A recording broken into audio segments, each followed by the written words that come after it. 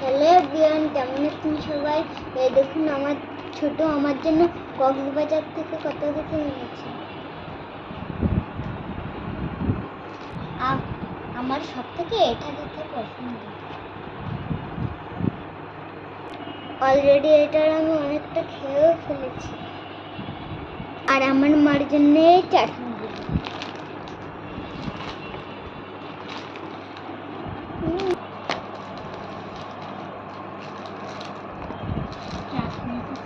চকলেটটা আমার খুব ভালো লাগে, ইয়ামি।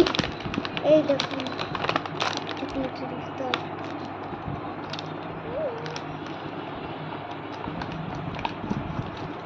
এই দেখুন